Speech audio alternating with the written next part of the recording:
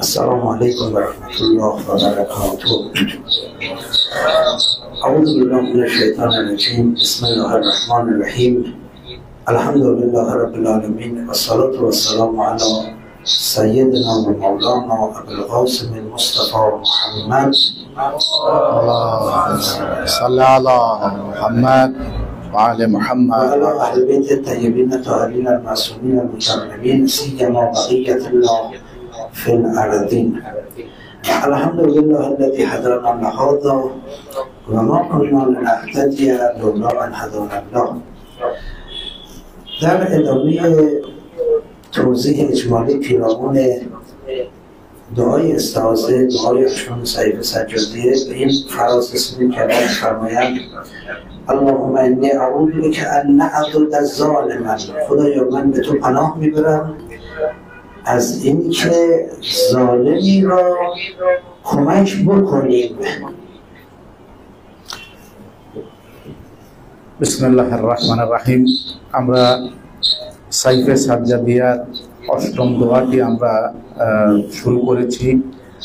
পর্যায়ক্রমিকভাবে আমরা আজকে এই আলোচনায় এসে পৌঁছেছি যে ইমামে সাজ্জাদ আলাইহিস সালাম আল্লাহ রাব্বুল আলামিনের কাছে প্রার্থনা করছেন যে হে রাব্বুল আলামিন, আমি আপনার কাছে সাহায্য প্রার্থনা করছি, আপনার আশ্রয় কামনা করছি যে আমি কোনো জালেমকে যেন সহযোগিতা করব এই তৌফিকটা না পাই। کمک به ظالم در واقع به معنای مشارکت در ظلم و ستم اوست. বলছে যে কোনো জালেমকে সহযোগিতা করার অর্থ হচ্ছে যে তার ওই যে জুলুম করেছে ওই জুলুমের সাথে সে সম্পর্কিত হয়ে যায়, অংশীদারিত্ব হয়ে যায় এবং তার কাজে সহযোগিতা প্রদান করেছে, এমনটাই বোঝা যায়। خیلی اوقات هست که ظالم ها نمیتوانند بدون کمک دیگران ظلم بکنند. অনেক সময় এটাই দেখা গেছে যে জালেম কোনো ব্যক্তি সে একাকী কোনো কাজ করতে পারে না অন্যের সহযোগিতা ছাড়া। پس باید آدم مواظبت بکنه که مبادا بازوی ظالم بشه، کمککار ظالم بشه. তাহলে আমাদেরকে অবশ্যই এটা লক্ষ্য রাখা উচিত যে আমরা এমন কোনো কাজ করব না যে একজন জালেমের জুলুমের যে জালেম জুলুম করে থাকে সেই জুলুমের অংশীদারিত্ব যেন আমরা না হয়ে যাই। کسی که کمک به ظالم میکنه در واقع خودش ظالم میشه، یعنی خودش از اون در واقع جنس میشه. বলছে যদি কেউ কোনো জালেমকে সহযোগিতা করে তাহলে প্রকৃতপক্ষে বোঝা গেল যে সেও ওই জুলুমকারীদের একজন হয়ে যায়। همین که ما کمک از ظالم برداشته میشه ظلم کاهش پیدا میکنه. এই যে জালেমের উপরে জালেমকে যদি আমরা সহযোগিতা না করি তাহলে জুলুমের পরিমাণ কমে আসবে। در واقع کمک به ظالم الان برای ظالم رو تشجیع میکنه، ترغیب میکنه به ظلم، چون کمکش میشه دیگه، باعث سختی و مشقت ستم دیدن میشه، یعنی به مظلوم هم ضرر وارد میشه. বলছে যে জালেমকে সহযোগিতা করার আরো একটা বিষয় রয়েছে, সে বিষয়টা হচ্ছে যে এই যে আমরা জালেমকে সহযোগিতা করলাম, এই জালেমকে সহযোগিতা করার মানে হচ্ছে তার জুলুম পর্যায়ক্রমিকভাবে থাকবে এবং এই জুলুম যে পর্যায়ক্রমিকভাবে থেকে গেল টিকে গেল, এই টিকে যাওয়ার সাথে আমি নিজেও ওই মাজলুম হওয়ার সম্ভাবনা রয়েছে। کسی که به ظالم کمک میکنه چرا کمک میکنه؟ কেউ কোন জালেমকে যে সহযোগিতা করে, কেন কেউ জালেমকে সহযোগিতা করতে যায়? به خاطر اینکه یه منافعی دریافت میکنه. এর কারণ হচ্ছে যে কোন জালেমকে সহযোগিতা করার অর্থই হচ্ছে এটা যে আমারও কিছু স্বার্থ সেখানে রয়েছে। در واقع ظالم اون رو با دام منافع به دام خودش میندازه. বলছে যে জালেম এই জুলুম করার নিমিত্তে ওই ব্যক্তিকে এটা বোঝায় যে তোমার এখানে যদি আমাকে যদি সাহায্য করো তাহলে এখানেও তোমার কিছু স্বার্থ লুকায়িত রয়েছে। اینکه میبینید مثلا یه حکومتی یه حزبی میاد سر کار، بعد میبینید حتی آبدارچی دانشگاه هم مال اون حزبه. বলছে যে আমরা পরিলক্ষিত করে থাকি, মনে করো কোনো একটা দল ক্ষমতায় এসেছে, একটা ইউনিভার্সিটিতে যদি আমরা দেখি সেই ইউনিভার্সিটির একদম সেই যে পিয়নটা যে টি বয়, সেই টি বয়টা পর্যন্ত দেখা যায় সেই দলের সদস্য হিসেবে ওখানে নিয়োগ প্রাপ্ত হয়। এর কারণটা কি? এর কারণটা হচ্ছে যে সবাই ওই মানে ওই যে ব্যক্তি যে জালেমের সাথে সম্পর্কিত যাদের, তাদের প্রত্যেকটা ব্যক্তির এখানে স্বার্থ লুকায়িত রয়েছে। আর এই যে পর্যায়ক্রমিকতা, এই পর্যায়ক্রমিকতাই প্রমাণ করে থাকে যে জালেম এবং জুলুমকারী অবশ্যই টিকে থাকবে।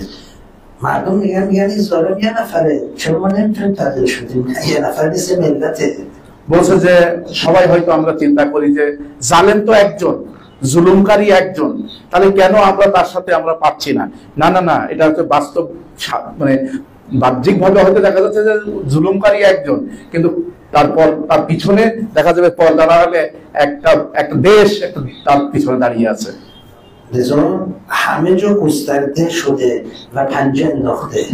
এবং এই জালেমকারী জুলুমকারীরা যারা জালেম, তারা সব জায়গায় মানে তাদের লোকজন বসিয়ে রেখেছে যাতে এটা করে সুন্দরভাবে তারা এই কাজটা করতে পারে। আর এ কারণেই এই জুলুমকারীদেরকে উপরে ফেলাটা খুব কষ্ট সাধ্য ব্যাপার হয়ে যায়। مثلا قبل از اینکه ما خدای نکرده آلوده بشیم به منافعی که ظالم به ما میده، باید مواظبت کنیم از منافع ظالم استفاده نکنیم و به ظلم او کمک نکنیم। তাহলে একটা গুরুত্বপূর্ণ বিষয় এখানে আমাদের সামনে স্পষ্ট হয়ে গেল। আমরা কখনোই জানো জালেম যদি আমাদেরকে কোনো প্রলোভন দেখায় যে তুমি যদি আমার সাথে সম্পর্ক করো, আমাকে সাহায্য করো, তাহলে এই স্বার্থটা উদ্ধার হবে তোমার, আমি জালেমের কাছ থেকে কিছু পাওয়ার নিমিত্তে তাকে সাহায্য করবো, এটা যেন কখনোই না করি। আমি জালেমকে সাহায্য করার, জুলুমকে সাহায্য করার দুইটা ধাপ রয়েছে, কখনো সরাসরি, কখনো প্রত্যক্ষভাবে, কখনো পরোক্ষভাবে।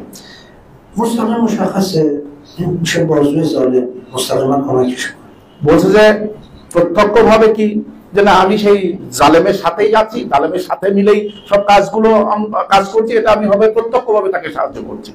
اما اونایی دیگه که اصلا ظالم رو ندیدن، نمیشناسن، فقط در منافع شرکت میکنن، اونا غیر مستقیم دارن به ظالم کمک। বলছে যে কিন্তু একদল আছে যারা ওই জালেমকারীকে, জুলুমকারীকে দেখিনি, ওই জালেমকে দেখিনি, কিন্তু তার ওই যে প্রলোভন গুলো আছে তার সাথে এই রাস্তায় থাকলেই আমাদের একটা সুদ আমাদের হাতে এসে পৌঁছাবে, আমাদের একটা মানে কোনো কিছু প্রাপ্ত হব, এই কারণেই আমরা সেই কাজগুলো করছি। এটা হচ্ছে পরোক্ষভাবে আমরা তাকে সাহায্য করলাম। همشون برای حفظ منافع خودشون سعی میکنن ظالم رو حفظ بکنن। আর প্রত্যেক ব্যক্তি তার ব্যক্তি স্বার্থ উদ্ধারের লক্ষ্যে চেষ্টা করে ওই জালেমকে সাহায্য করবে। مثلا ببینید این سلسله چجوری کارکرد داره، چجوری در واقع نفوذ پیدا میکنه و کار خودش رو انجام میده। তাহলে এখন আমাদের কাছে সামনে এটা স্পষ্ট হয়ে গেল যে এই সিলসিলাটা, এই যে জালেম, জুলুম করা, অত্যাচার করা, এই সিলসিলাটা কিভাবে একই সূত্রে গাঁথা, একই সুতোয় গাঁথা হয়ে যায়। ما چند نوع کمک به ظالم داریم؟ আমরা কত ধরনের জালেমকে সাহায্য করার পথ আমাদের সামনে আছে। یه دفعه اصلا میریم معاون ظالم میشیم، کمک به ظالم میکنیم। বলছে যে কখনো দেখি যে আমরা কোনো জায়গায় একজন জালেম ব্যক্তির আমি অফিস সেক্রেটারি হিসাবে কাজ করছি সেখানে। در واقع اینجا ما اومدیم عامل ظالم شدیم। আর এই যে আমি ওই যে মানে জুলুমকারীর একজন অফিস সেক্রেটারি হিসেবে আমি কাজ করছি, আমিও কিন্তু ওই জালেমের কার্য সম্পাদনের একটা মাধ্যম হিসেবে দাঁড়িয়ে গেলাম। اما اگه چنانچه ما در واقع سکوت کردیم، هیچ کاری انجام ندادیم، ارتباط ما با ظلم چی میشه؟ কিন্তু যদি এরকমটা হয়, আমি আছি কিন্তু আমি কোন রকম তাকে সাহায্য করি না, তাকে সহযোগিতা করি না, এবং আমি সবসময় চুপচাপ থাকি তার সাথে সহযোগিতার ক্ষেত্রে, কখনোই তার সাথে সহযোগিতায় যাই না, সেক্ষেত্রে কি হবে? سکوت کردیم، کمک به ظالم نمی‌کنیم ها، ولی سکوت کردیم। বলছে যে কিন্তু এখানে একটা কথা, আমি সত্যি সত্যি ওই জালেমকে সহযোগিতা করছি না, কিন্তু আমি চুপচাপ বসে আছি, তাকে ঠেকাচ্ছিও না। سکوت یعنی چی؟ এই যে নীরবতা অর্থ কি? یعنی که هیچ مانعی در برابر ظالم ایجاد نمیکنه তার মানেটা কি আমি যে নীরবতা পালন করছি ওই জালেমের সম্মুখে আমি নীরবতা পালন করছি তার মানে কি আমি এমন কোনো কাজ করছি না যে ওই জালেমকে ঠেকানোর জন্য তার সামনে একটা বাধ হয়ে দাঁড়ায় সে যেন জুলুম না করতে পারে এরকমটা কিছু করছি না আমি یعنی مقاومت در برابر ظالم نمیکنه তার মানে আমি ওই জালেমের বিপক্ষে আমি কোনো শক্তি বা কোনো প্রতিক্রিয়া আমি দেখাচ্ছি না ظالم وقتی مقاومت در برابر خودش نبینه مانع در برابر خودش نبینه فضا رو باز میبینه میتازه আর জালেম যখন দেখে যে আমার সামনে কোনো বাধা নাই বিপত্তি নাই কোনো প্রতিক্রিয়া নাই আমার সামনে কোনো রাস্তা একেবারে খোলা তখন সে নীরবে ওই রাস্তা দিয়ে প্রবেশ করে থাকে آیا یک نوع کمک به ظالم نیست আর এই যে তাহলে আমি বিরত আমি যে নীরব থাকাটাও কি এক ধরনের ওই জালেমকে সহযোগিতা করা নয় کمک فقط به ظالم به صورت مستقیم نیست این همون کمکی است که بستر و زمینه رو آماده میکنیم که ظالم بتازه তাহলে আমরা দেখলাম যে জালেমকে শুধুমাত্র একটা তো আমরা আগেই বলেছি যে জালেমের সাথে যখন আমরা সরাসরি কাজ করছি তাকে সাহায্য করছি در بر میگیره حتی اون کسانی که ساکت بودن বলছে যে তাই যখন আল্লাহর আযাব আমাদের সামনে পতিত হয় আমাদের উপরে নিপতিত হয় তখন কিন্তু ওই যে ব্যক্তি নীরব ছিল ওই জুলুমকারীর বিপক্ষে নীরব ছিল তাকেও কিন্তু ওই আযাবে শামিল হতে হয় اون عذابی که اومد قوم صالح رو از بین برد قوم لوط رو از بین برد همه که خودشون عامل به ظلم و یا کمک کننده به ظلم نبودن بعضیشون سکوت کرده بودن বলছে যে কওমে লোত এবং এই যে কওমে অন্য কওমগুলোকে যে এসে তাদের উপরে যে আযাব এসেছিল এই আযাব আসার কারণে তাদের কওমগুলোকে ধ্বংস করে দিয়েছিল এই ধ্বংস করে দেওয়ার কারণে হয়তো সবাই ওই কওমের জুলুম করেনি অত্যাচার করেনি কিন্তু তারা নীরবতা পালন করেছে জালেমকে জুলুম করার জন্য এটাই তাদের পাথেয় হয়েছে এই কারণেই তারাও ধ্বংস হয়ে গেছে تنها کسانی میتونستن از اون عذاب برهند که مقابله کردن و مخالفت کردن শুধুমাত্র ওই গোত্রের তারাই ওই আযাব তাদের উপরে নিপতিত হয়নি কাদের উপরে যারা ওই জালেমদের বিপক্ষে নিজেদেরকে দৃঢ় প্রতিষ্ঠা করেছে এবং তাদের বিপরীতে প্রতিক্রিয়া দেখিয়েছে حالا دیدید که تو جامعه‌های امروزی طرف میگه من دارم زندگی میکنم এই বর্তমান সমাজের প্রেক্ষাপটে আমরা দেখে থাকি আমরা এরকমটাই বলে থাকি আমার কি যায় আসে আমি তো আমার মতো সুন্দর শান্তভাবে জীবনযাপন করতেছি سرم درد میکنه خودمو گرفتار بکنم বলছে যে আমার কি মাথা ব্যথা করতেছে নাকি যে আমি নিজেই যাবো ওখানে আমি নিজেকে ওই বিপদের মুখে ফেলে দেবো من راحت زندگی میکنم বলছে যে কিচ্ছু দরকার নেই কোনো দিকে তাকানোর দরকার নেই আমি আমার তো সুন্দর জীবনযাপন করতে পারতেছি এতটুকুই যথেষ্ট این سکوت یعنی کمک به ظلم এই যে আমি জালেমের বিরুদ্ধে আমি সরে আসলাম আমি আমার মতন সুন্দরভাবে জীবনযাপন করতেছি তার প্রতিক্রিয়া কিছু দেখাচ্ছি না তার বিপক্ষে এটাও কিন্তু ওই জালেমকে সহযোগিতা করার নিমিত্তেই হবে یه نوع دیگه کمکی به ظالم هم وجود داره আর একটা পথ মানে রয়েছে ধাপ رয়েছে যে আমরা জালেমকে সহযোগিতা করে থাকি کسی که راضی به ظلم ظالمه هیچ کمکی هم نمیکنه خان مخالفت هم نمیکنه راضی هست به ظلم ظالم আর একটা হচ্ছে যে কি যে কোনো ব্যক্তি জালেমের সাথে সহযোগিতাও করে না জালেমের বিপরীতে চুপচাপও থাকে না তাকে সুযোগ করেও দেয় না যে চুপ থেকে তাকে সুযোগ করে দিলাম জুলুম করার কি করে সে বরং ওই যে জালেম জুলুম করতেছে এটার উপরে সে মনে মনে খুব খুশি যে এই জুলুমটার উপরে সে খুশি در روایت داریم 3 قسم هستن که در ظلم مشارکت دارن রেওয়ায়েতে বলা হচ্ছে যে 3 ধরনের দিক রয়েছে যে জালেমের সাথে সরাসরি সম্পর্ক العامل به ظلم کسی که عمل میکنه به ظلم یعنی خودش ظالمه বলছে যে ব্যক্তি জুলুমটা সম্পাদন করে থাকে সে হচ্ছে সরাসরি জালেম دومی کسی که در ظلم مشارکت داره المعین له کسی که معین ظلم هست کمک کننده به ظلم هست বলছে দ্বিতীয় হচ্ছে রেওয়ায়েতে বলছে দ্বিতীয় হচ্ছে সে যে ব্যক্তি ওই জুলুম সম্পাদন হওয়ার জন্য সহযোগিতা করেছে و راضی به کسی که راضی به ظلمه এবং তৃতীয় হচ্ছে যে ব্যক্তি ওই জুলুম করাটার উপরে রাজি ছিল اینا شریک هستن در ظلم এরা হচ্ছে যে ওই জালেমের সাথে শরীক کسی که راضی به ظلمه این قلبش رضایت میده میگه داره کار خوبی میکنه বলছে যে কেউ জুলুমের উপরে রাজি বলতে কি বোঝাচ্ছে? একজন জুলুম করতেছে, আমি দেখেও চুপচাপ থাকলাম, বললাম যে না আমি খুব সন্তুষ্ট, ও এটা করতেছে, ওর উপরে জুলুম করতেছে, আমি এতে সন্তুষ্ট। তার মানে কি আমি ওই জালেমের বিরুদ্ধে কোনো প্রতিক্রিয়া দেখালাম না। আগে ক্ষমা না করে সুকুত করে, যদিও সরাসরি সহযোগিতা করতেছে না, কিন্তু তার বিপরীতে তো চুপচাপ বসে আছে, কোনো কাজও করছে না। সুকুত ক্ষমাকে বেশ বলবে। আর এই চুপচাপ নীরবতা পালন করাই, তাকে প্রতিহত না করাটাই হচ্ছে ওই তার সহযোগিতা করা। জালেম وقتی سکوت ببینه مخالف فرمانی در برابر خودش میبینه فضا رو باز میبینه میتازه।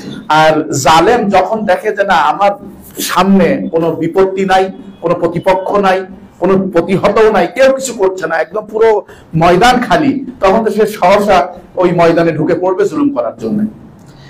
সওয়াল, একটি প্রশ্ন। এমন এবারতে আজীবী দরান বলছে যে ইমাম এখানে খুব গুরুত্বপূর্ণ একটা কথা বলেছেন। میفرمان اعوذ بک ان نعضد ظالما، من به تو پناه میبرم که ما کمک به ظالم نکنیم. بعد میفرمان من به تو پناه میبرم که من کمک نکنم، اما میفرمان من به تو پناه میبرم که ما کمک نکنیم به ظالم। ইমাম এখানে এত সুন্দর করে বলছেন যে প্রকৃতপক্ষে ইমামের কি বলা উচিত ছিল? ইমামের বলা উচিত ছিল যে হে আল্লাহ, আমি আপনার কাছে পানা চাই, আপনার কাছে আশ্রয় প্রার্থনা করছি, যাতে করে আমি যেন কোনো জালেমকে সাহায্যকারী না হই, কোনো জালেমকে সহায়তা না করি। কিন্তু ইমাম তা বলেননি। ইমাম বলছেন যে হে রাব্বুল আলামিন, আপনার কাছে আমরা আশ্রয় প্রার্থনা করছি যেন আমরা জালেমকে সহযোগিতা না করি। این عبارت مقدار در واقع سوال برانگیزه। বলছে যে এই সেন্টেন্সটা একটুখানি প্রশ্ন তৈরি করে থাকে। میدونید چرا اینجوری فرمودند؟ বলছে যে তোমরা কি বুঝতে পারছো যে কেন ইমাম এভাবে বলেছেন? چون اگر من به ظالم کمک کردم فقط من کمک نکردم بلکه ما کمک کردیم. چرا؟ বলছে যদি আমি জালেমকে সহযোগিতা করে থাকি, এটার উদ্দেশ্য এই নয় যে শুধু আমিই করেছি, বরং আমরা জালেমকে সহযোগিতা করেছি। কেন? به خاطر اینکه من با کمکم به ظالم قبح کمک به ظالم رو از بین میبرم، راه رو باز میکنم برای کمک دیگران به ظالم به خاطر منافع।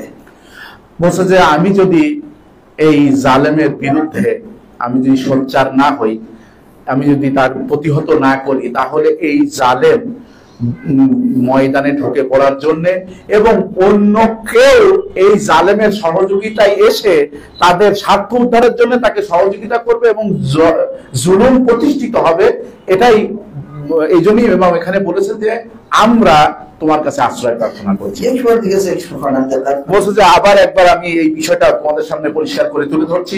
من با کمکم به ظالم فقط من کمک نکردم بلکه دیگران رو هم دعوت کردم به کمک، یعنی با این کمک هم بدون که صحبت کنم دیگران رو دعوت کردم. چرا؟ به جهتی که راه رو باز کردم، قول کمک به ظالم رو شکستم، دیگران هم به خاطر منافع میان। বলছে যে তার আসলে বিষয়টা আবার একবার পরিষ্কার করে বলি, আমি এই যে জালেমকে প্রতিহত করলাম না, জালেমকে নিরুৎসাহিত করলাম না, তাকে বাধা দিলাম না, এটা করে কি করলাম? শুধু আমিই করিনি, এটা করে একটা কাজ করলাম যে ময়দান খালি, সেই জালেম ময়দানে ঢুকে পড়তে কোনো বাধা নাই, কোনো বিপত্তি নাই, সে সহসা ঢুকে পড়বে জুলুম করার জন্য, এবং অন্য ব্যক্তিরা তারাও সহসা তার সাথে সম্পর্ক স্থাপন করে তাদের স্বার্থ উদ্ধার করার জন্য এই জালেমের সাথে সম্পর্কিত করে জুলুম প্রতিষ্ঠিত করবে। এজন্য তারপরে বলা হচ্ছে আমরা সম্মিলিতভাবে, শুধু আমি করলাম না, সম্মিলিতভাবে আমরা করলাম। پس کمک من به منزله کمک ما به ظالم میشه।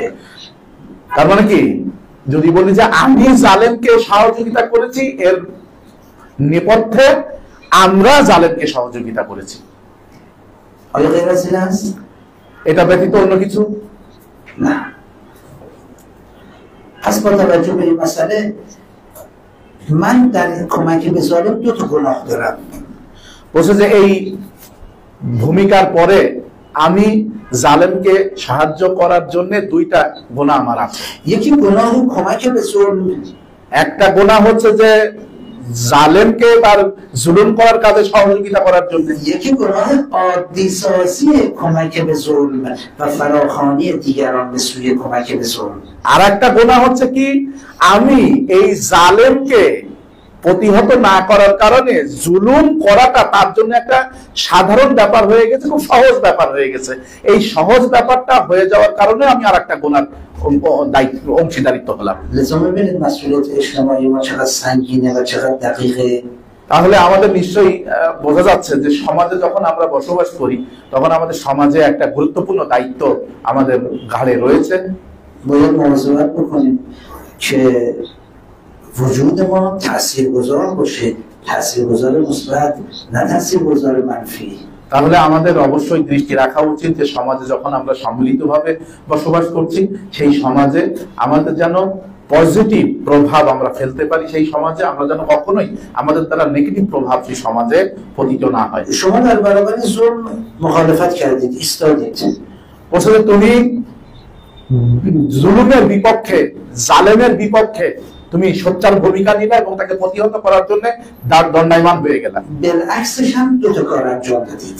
এই কাজটা করার প্রেক্ষিতে তুমি প্রকৃতপক্ষে এই একটা কাজ করার সাথে সাথে আরো দুইটা কাজ তুমি আঞ্জাম দিয়েছো। یکی که جلوی ظلم ایستادید، একটা হচ্ছে যে এই জুলুমের বিপক্ষে তুমি দণ্ডায়মান হয়েছো। یکی که مردم رو تشجیع کردید با حضور خودتون به سوی مقابله با ظلم. এবং সাথে সাথে অন্য মানুষদেরকেও তুমি দৃষ্টি খুলে দিয়েছো, তাদের অন্তর্দৃষ্টি খুলে গেছে যে জুলুমের বিপক্ষে কিভাবে সোচ্চার হতে হয়, তাদেরকে তুমি দাওয়াত করেছো এবং তাদেরকে এই কাতারে শামিল করতে পেরেছো যে জালেমের বিরুদ্ধে আমরা সোচ্চার থাকবো। همه اونایی که به خاطر شما اومدن با ظلم مقابله کردن ثوابشو که میبرن چی به شما هم ثواب میرسه.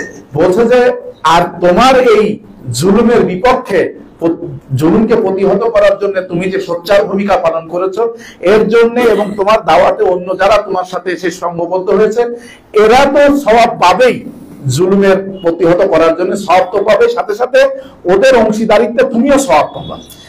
اما راضی به ظلم چگونه در ظلم شریکه؟ কিন্তু এখানে আর একটা প্রশ্ন এসে যায় যে আমি জুলুম করার জন্য আমি রাজি, মনে মনে রাজি যে লোকটা জুলুম করুক এখানে। یه دفعه از ظلم نیست که الان انجام میگیره، وقتی راضی یعنی سکوت میکنه دیگه. پس از جهت سکوت از این جنبه در ظلم شریکه. বলছে যে এই যে আমি জুলুম করতেছে একটা লোক, আমি মনে মনে সন্তুষ্ট প্রকাশ করতেছি যে না এই লোকটাকে আমি সুযোগ করে দেই, আরো চুপ থাকি, এই চুপ থেকে তাকে সুযোগ করে দেই সে যেন জুলুম করতে পারে, আমি খুব সন্তুষ্ট হচ্ছি। এই আমার চুপ থাকার কারণেই মনে মনে যে সন্তুষ্ট হচ্ছি, এই সন্তুষ্ট থাকাটাই হচ্ছে যে আমার জন্য আমি আমি আমি গুনাহ শামিল হয়ে গেলাম। اما همه ظلم‌ها که الان انجام نمیگیره، خیلی از ظلم‌ها قبلا انجام گرفته، یه فرد میبینید مخالفه با اونها، یه فرد میبینید راضی با اونها. বলছে যে এখনই তো এই মুহূর্তে সব জুলুম তোমার সংগঠিত হচ্ছে না, কিছু জুলুম অতীতে সংগঠিত হয়ে গেছে। আমরা দেখতে পাই যে সেই সব জুলুমের যখন সংগঠিত হয়েছে কোন ব্যক্তি ওই জুলুমের বিপক্ষে সোচ্চার ভূমিকা পালন করেছে, আবার কোন ব্যক্তি ওই জালেমের পক্ষে ভূমিকা পালন করেছে। امام حسین رو شهید کردن. বলছে যে ইমাম হোসেন আলাইহিস সালামকে শহীদ করে দিয়েছে। ما که اون زمان نبودیم که بخوایم مخالفت کنیم یا سکوت بکنیم یا کمک بکنیم یا بر علیه باشیم، هیچ این کارا رو در قدرت ما نیست، چون زمان ما فرق میکنه. বলছে যে ইমাম হোসেন আলাইহিস সালামকে শহীদ করা হয়েছে, সেই জামানায় আমরা উপস্থিত ছিলাম না, আমরা সেখানে ছিলাম না, তাই প্রশ্নই ওঠে না যে আমরা মানে তাকে ওই জালেমকে সহযোগিতা করব না তার বিরুদ্ধে আমরা সোচ্চার ভূমিকা পালন করব নাকি তার বিপরীতে আমরা নিশ্চুপ থাকবো, এখন এটা প্রশ্নই ওঠে না। تنها چیزی که در برابر این ظلم مطرح میشه و موضعی که ما میتونیم داشته باشیم این هستش که آیا ما نسبت به این ظلم راضی هستیم یا ناراضی هستیم.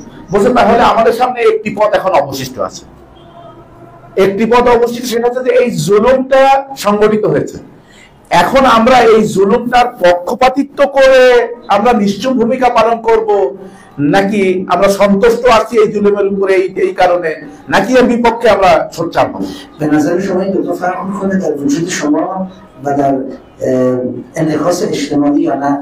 বলছে যে আমাদের ভিতরে এই যে দুইটা পথ আমাদের সামনে এখন রয়েছে ওই জুলুমটার ব্যাপারে, এই দুইটা পথ আমাদের সামনে রয়েছে, আমাদের এই আভ্যন্তরীণ যে মানে বিবেক বুদ্ধি, সেটা কি সমাজের উপরে কোনো প্রতিফলন হয় না? کسی که راضی به ظلم بر علیه امام حسین هستش همون ویژگی‌ها رو الان پیاده میکنه. বোঝা যায় যে ব্যক্তি ইমাম হুসাইনের উপরে জুলুম করা থেকে মানে রাজি রয়েছে, তারা কি করবে? সেই জুলুমের পক্ষে এখন দলিলগুলো স্ট্রং করার চেষ্টা করবে। حتی بعضا یزید رو تطهیر هم میکنن।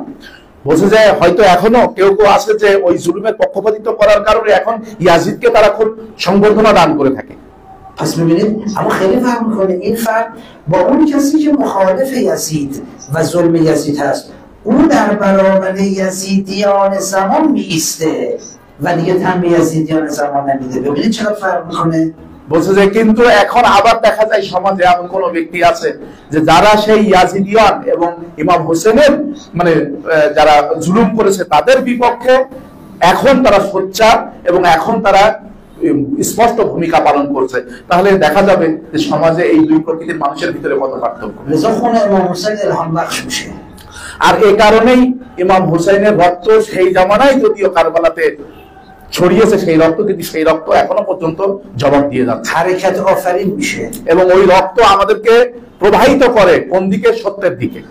ما اصلا در ایران اسلامی فقط به واسطه در واقع خون امام حسین هستش که به جبهه جنگ میزنیم و به کوره حوادث میشتابیم। বলছে যে তোমরা নিশ্চয় জানো আমাদের ইসলামী বিপ্লব, ইরানের ইসলামী বিপ্লবটা সংগঠিত হয়েছে ইমাম হুসাইন আলাইহিস সালামের সেই রক্তের স্রোতধারা নিয়ে। সেখান থেকে উজ্জীবিত হয়ে আমরা ইসলামী বিপ্লব কায়েম করেছি এবং শুধু তাই না, এখনো পর্যন্ত আমরা ওই জুলুমকারীদের বিপক্ষে এখনো পর্যন্ত ওই رقتের সেই যে আমাদের যে শিক্ষা, সেই শিক্ষা নিয়ে আমরা দাঁড়িয়ে রয়েছি। زمانی که جنگ ایران و عراق بود همه جهان پشت سر عراق بودن। বলছে যখন ইরান আর ইরাকের সাথে যুদ্ধ সংগঠিত হয়েছিল বিশ্বের সকল দেশ ইরাকের পক্ষে অবস্থান নিয়েছিল। حتی ما یه فشنگ هم نمیذاشتن بخریم از خارج از کشور। বলছে যে সেই সময় ওই যুদ্ধের সময় আমাদের কাছে একটা গুলি পর্যন্ত কেউ আমাদের কাছে বিক্রি করেনি। تنها چیزی که باعث شد ما در اون جنگ موفق بشیم و نذاریم عراق کشور رو بگیره و جهان در واقع همه جهان نذاریم و مقاومت بکنیم عشق به امام حسین بود।